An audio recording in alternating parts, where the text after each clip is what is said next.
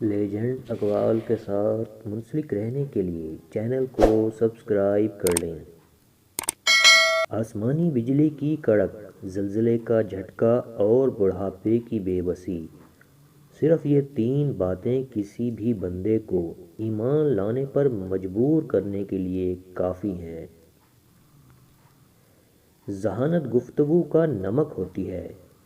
انسانی زندگی کی کامیابی چار عناصر پر ہے: اول عبادت، دوم محنت، سوم قسمت، چہارم ذہانت۔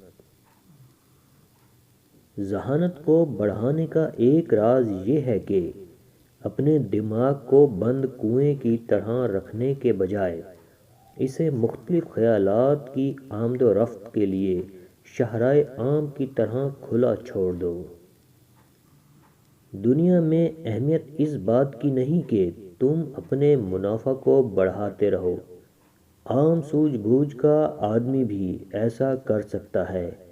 در حقیقت اہم بات یہ ہے کہ تم اپنے خسارے سے منافع حاصل کرو۔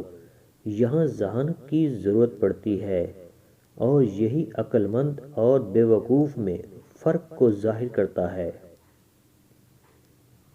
تیز ذہانت بعض اوقات تیز چاقو کا کام کرتی ہے اور خود اپنی انگلیاں زخمی ہو جاتی ہیں۔ جسمانی امراض کی نسبت روحانی امراض زیادہ خطرناک ہوتے ہیں۔ فنا تمہاری آخری منزل نہیں ہے، تم خاک ہو اور آخری انجام بھی خاک ہونا ہے۔ اے انسان، اپنی روح کو معمولی نہ سمجھ، آخر وہ پنجرہ کس کام کا جس میں پرندہ ہی نہ ہو۔ بے داغ دل سے بڑھ کر مضبوط اور اچھا ذرائع بختر اور کوئی نہیں ہوتا۔ ایمانداری سے حاصل کی ہوئی روٹی ہی لذیذ ہوتی ہے۔ یہ صرف مکھن ہے جو رغبت پیدا کرتا ہے۔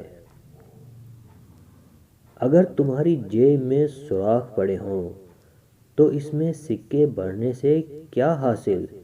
ابلے ہوئے آلووں کو زمین میں بونے سے کیا حاصل؟ حسد سے بعض کوے بن جاتے ہیں، یعنی کارآمد ناکارہ بن جاتے ہیں۔ ہمسایہ کی مرغی بھی بھینس معلوم ہوتی ہے۔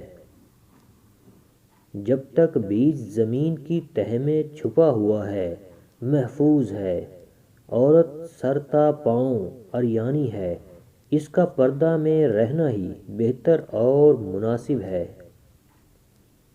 نہار منہ سونف کے دانے چبا لیں، سارا دن منہ سے خوشبو آتی رہے گی۔